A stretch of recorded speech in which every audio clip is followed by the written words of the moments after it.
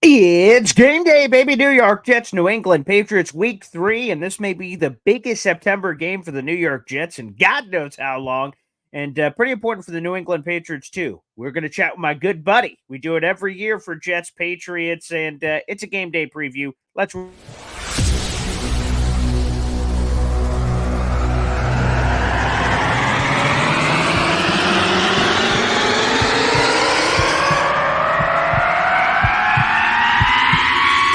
Zoinks! It is unequivocally the Super Bowl for New York Jet fans. Field Yates, baby. Field gosh darn Yates. Let's bring him on the show. Come on, people. Connor Rogers is joining the show. What's up, Connor? But Trevor gosh darn Sycamore, baby. For me, personally, my favorite New York Jet of all time. Wow, it's great to be on. What an intro that was right there. Paul, nobody does an intro like you, man. Paul, you give the best intro of literally any podcast that I've ever.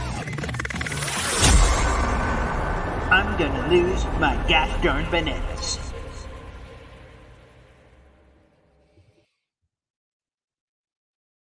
Good morning, everybody. My name is Paul Liston Jr., a.k.a. Boy Green. I'm the New York Jets digital reporter for Heavy.com. It's time for a final game day preview here on Boy Green Daily, a daily New York Jets video show live every morning at 7:30 for a quick snack-sized chat.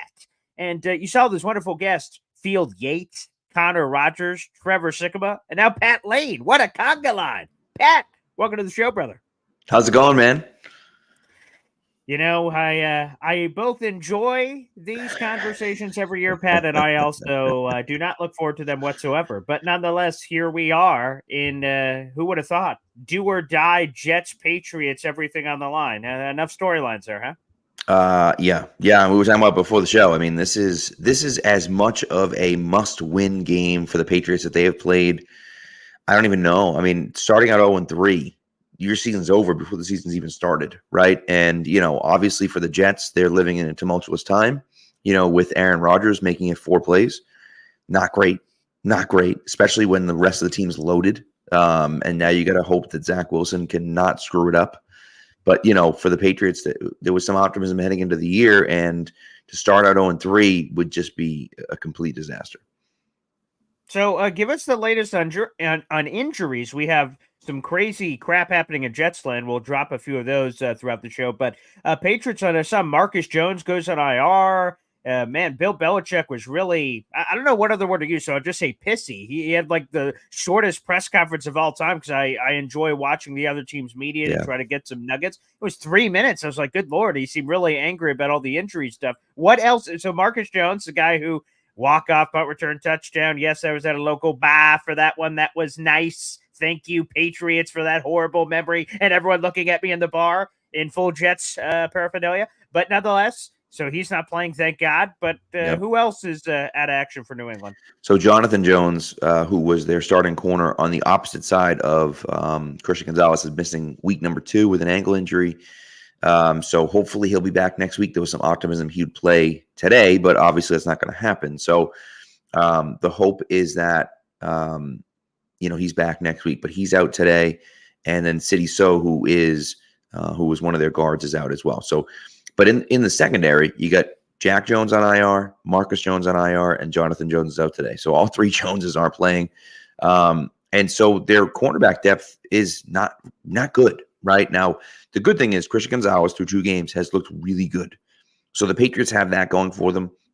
He's got a really tough matchup in Garrett Wilson today. So that's going to be difficult for him.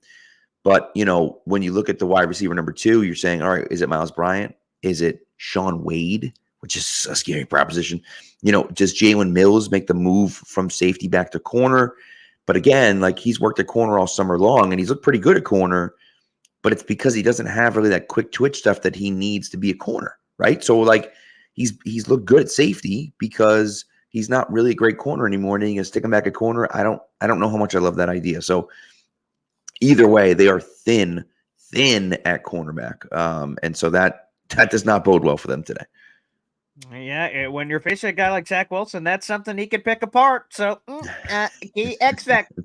Question about that, but you mentioned Christian Gonzalez, out of the draft. I'm going to be honest, all the New England people I've had this week, Taylor Kyles and a few others, they were drooling over Yep. Gonzalez. And I've been listening, like I said, I listened to the Patriots media. They were doing some of their, team media preview shows, and they were just talking about him like, wow, how spectacular it was. Sunday Night Football, he had that one pick of the Tyreek Hill mano-a-mano situation deep, which showed some good chutzpah from Christian. Man, people thought at the time, being this draft nerd that I am, the Patriots got this incredible steal, and maybe there was a reason he was found. Who knows? And then all of a sudden, it looks like he's lived up to the hype. It seems.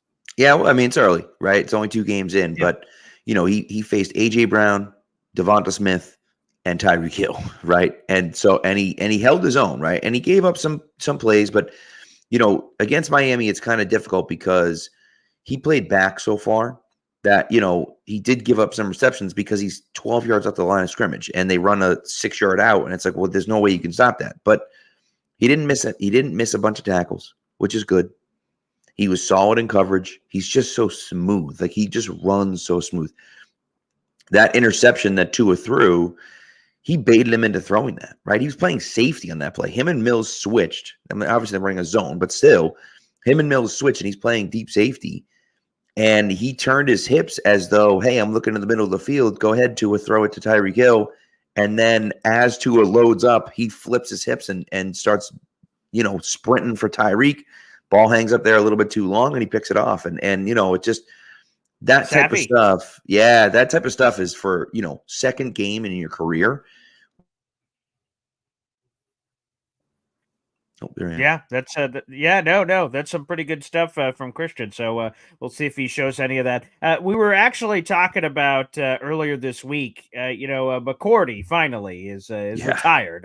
I have seen him in the booth. I've had pictures. I got a few people I know that work at NBC, so they've confirmed to me he's there. So he can't possibly intercept Zach Wilson from the NBC studios.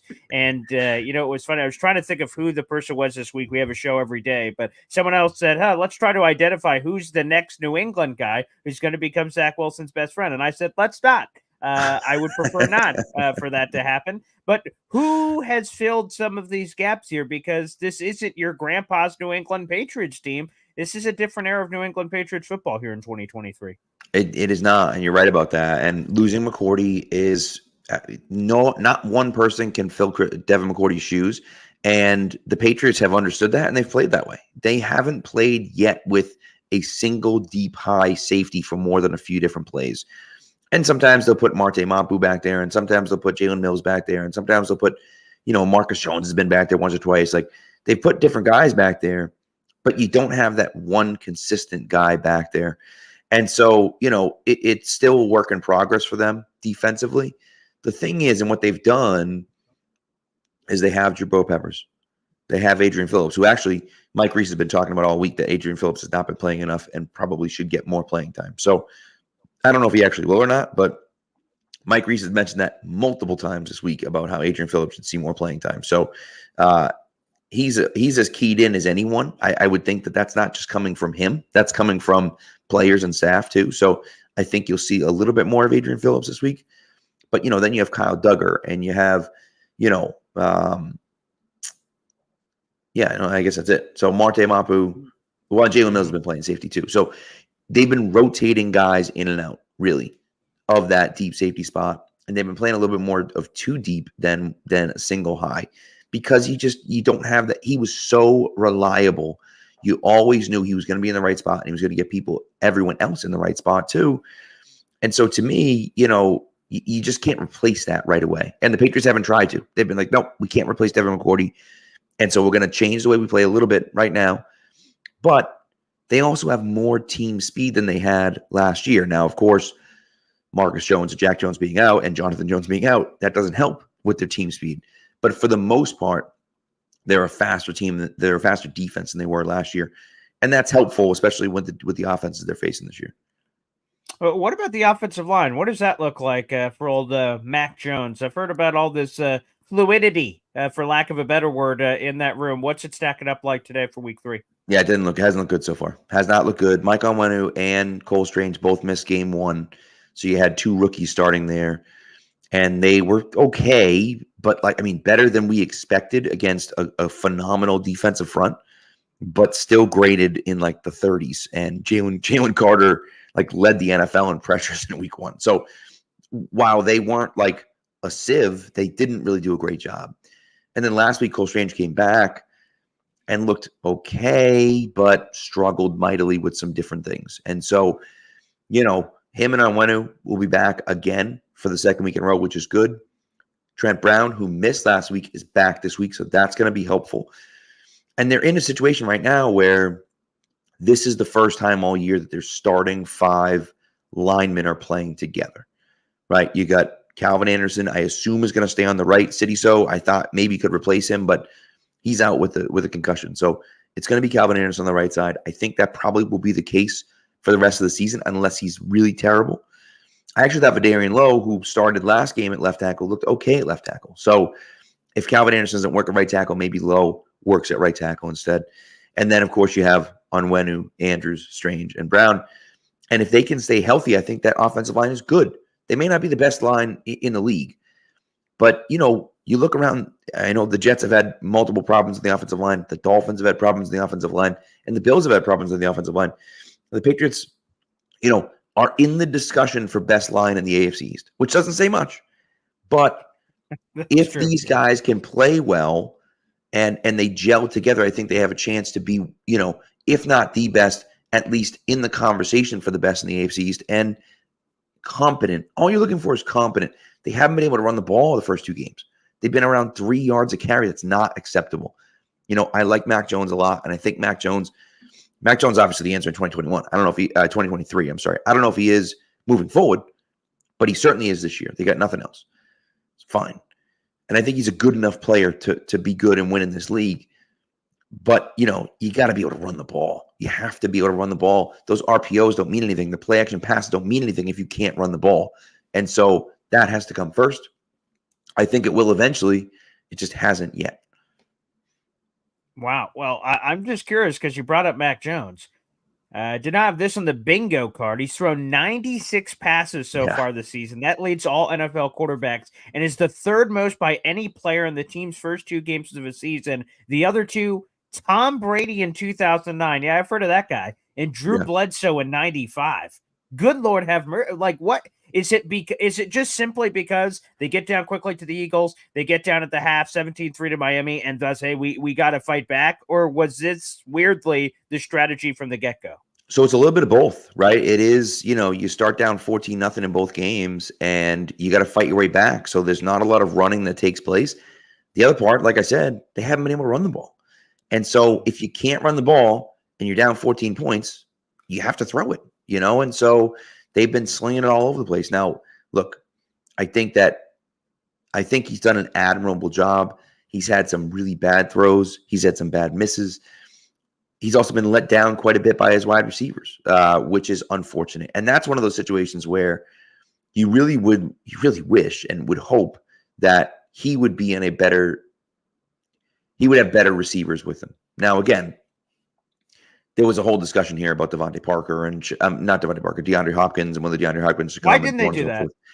Why did they cough up the beans? It's a free agent. It's just money. And it seemed like they were in it with Tennessee, and they got, quote unquote, outbid by Tennessee. When you look at the receiver room, it just seemed bizarre from the outside. I thought for sure it made sense in New England. Yeah, I don't know. And I think I don't know how far they are. I would love to know how far off they were, because DeAndre Hopkins chose playing with Ryan Tannehill over playing with Mac Jones. Like, Ryan Tannehill's so bad, and he's been so bad.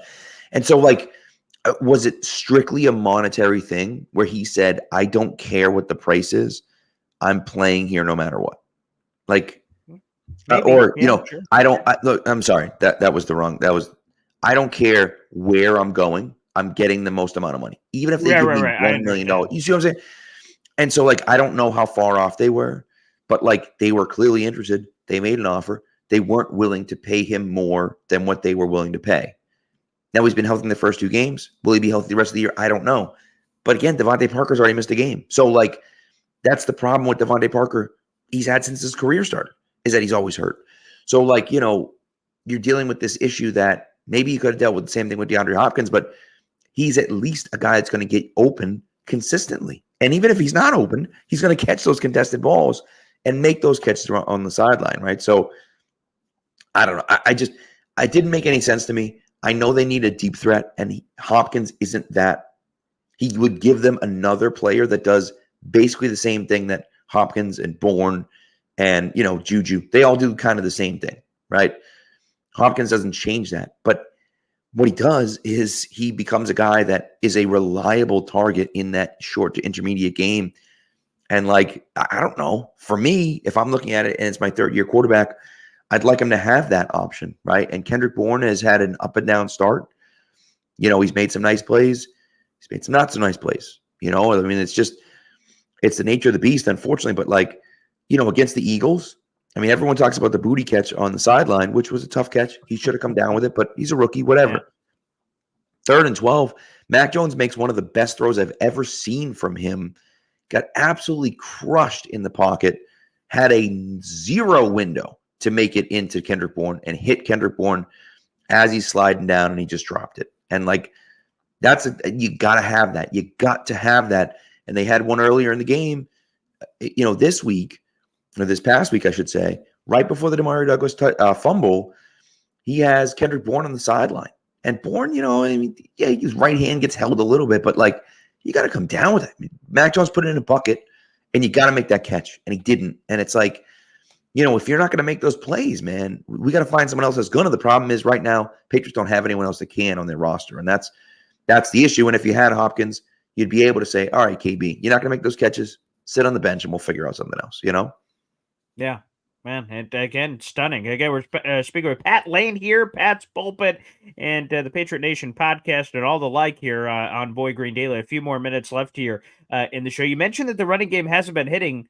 Why? Ramondre Stevenson, weird regression? He's a phenomenal player from the outside looking in. I've really admired his game. And then Zeke, for as much people want to dunk on him, a guy who has a nose for the end zone. He's still young. He was still 27 back in the offseason. I was like, man, I still think this guy has, some gas left in the tank. How much, I'm not sure. But you said the results haven't been there. Why is that? It's the line. The line hasn't been able to create any separation for them. There's been no holes, really. And, Mondre's still breaking tackles and still making the first guy miss. The problem is that first guy is either at the line of scrimmage or behind the line of scrimmage. And so it's well, that doesn't do you much good if you break a tackle at the line of scrimmage and then there's 3 other guys there waiting for you. So they haven't been able to clear out any space for them. So we'll see. Now, the Dolphins gave up 200 yards rushing against the Chargers in week 1, and then the Patriots couldn't run against them. So that's not a good sign moving forward. Again, you didn't have Trent Brown. You had some guys that were trying to figure things out still. Cole Strange and Mike Unwin were coming off injury. They looked rusty for sure. David Andrews was dealing with a hamstring injury. He wasn't 100%. But you can make all the excuses you want. At the end of the day, you got to be able to run the ball a little bit. And they weren't able to do it at all against Miami. So, we'll see if they can do it this week. But to me, that's where it starts, because you can't put the entire game on Mac Jones. You just can't do it. It's not fair. And so, are you going to be able to run the ball to keep these other teams honest? And if they can't, it's going to be a long season. I think that they will be able to. They were able to last year. I don't see any reason why they wouldn't be able to this year. But again, it's just getting their top 5 there, working together there every day. Communication gets better, so on and so forth. And I think they'll be all right. It's been a slog to start the season. All right, let's go to our weatherman on the scene. Weatherman, what's it going to be? It's going to rain, as I just got the update here on the forecast. Just trying to take an extra peek here in New Jersey. And yeah, it's just rain, rain, rain. The hourly forecast is rain with in between the entire game is somewhere in between the precipitation level of 92% to 88% the entire game. So it just seems like we're going to get a slog. Patriots have had some turnover issues so far this season. But when these kind of things happen, Mike McCarthy was talking about after the Giants game, once they saw the weather, they said they had to remove a chunk of their playbook immediately. Hey, this stuff we just can't even touch because of the circumstance, and we got to boil it down to this. Does that just equate to some crazy defensive run slog fest sort of thing or not? Because, hey, Mike White last season for the Jets, they had a similar monster to the Bears game, and they had a great passing day of all these explosive plays. So what are you anticipating from an offensive perspective from both teams in this, what's supposed to be a rain fest? Yeah, I mean, the rain's definitely going to slow things down, you would think. But again, I mean, who the heck knows, right? And I wonder, do you come out passing? I mean, one of Brady's best games, right? They won 59-0 against the Titans. It was in a snowstorm. So like, I mean, who knows, So, but I do think it makes more sense. The other part of it is that the Jets and the Patriots both have very good defenses, and That's true. Their offenses aren't great. And so you look at it and say, well, yeah, it makes sense that they would finish somewhat. Now, it may not be 10-3 like it was last year, but I wouldn't be surprised if the under hits in this game because, matter of fact, we have prop bets that we do every week. We do 2 prop bets a week, and one of my prop bets was Mac Jones under 225 passing because I just think that he's not going to need to throw. He's not going to be able to throw quite as much. I think they're going to have to run, and with the weather and everything, I just don't know if they're going to throw it a ton. He's got 96 pass attempts, but like. At a certain point, so you can't just throw it on every play if it's a monsoon out there, Yeah. No. Again, I don't know if we're gonna get, which is I still can't believe one of the craziest games of all time. Patriots Bills and Mac Jones. What was it? 3 passing attempts. 3 passing attempps. Yep. That's unbelievable. And they won. And then you guys win the freaking game. That's one for the Bill Belichick ledger at the end. Yep. That happened. That's beautiful. All right, let's wrap up with this, Pat. A prediction of what's going to happen today. I see DFF1234. We win today. He's a Jets fan, so I appreciate that. Thanks for the super chat sending that in there. So feel free to throw your guys' predictions in the comment section. Pat, for God's sakes, let's just lay it out there. Come on. It's been long enough. I know you want another one. The Patriots are desperate. Hey, man, come on, just let us have 15, and then we can talk next year or the other matchup. Come on. Like, what's happening? I'd say let us have 16, and then we can talk next year. But wow. There you go. That's just me. Yeah. No, I mean, we'll see. It's one of those funny things. I think, in my opinion here, if it's a low scoring game, that benefits the Jets, right? Because you're not putting it on, Zach Wilson's not winning a shootout against anyone. You know what I mean? Like, it's just, that's not happening. So it's, you could say the same thing about Mac Jones in his career so far, but I have more confidence in Mac Jones being able to really get going offensively than I do Zach Wilson. But it's going to be a tough game, man. The Jets, look, I know you lost Aaron Rodgers, and that sucks. And obviously, you look at it and say, we had Super Bowl aspirations, and now we're just like praying to not be terrible, which I get. But at the same time, the rest of the team is still really talented. I mean, that Garrett Wilson touchdown was outrageous. That's one of the best catches I've ever seen. Yeah. Right. And so you look at it and say, all right, obviously as a Patriots fan, I think the Patriots are going to win. I want the Patriots to win. But it's not going to be easy, right? That Jets defense is going to be tough against every single team that they play. And so I look at it and say, hey, if the Patriots can get out of there with a win, and like I said, it is a 100% must win for the Patriots. If the Patriots lose this game, they're 0-3. And the Jets are 2-1. The Bills are probably 2-1, right? Probably 2-1. And the Dolphins are at worst 2-1.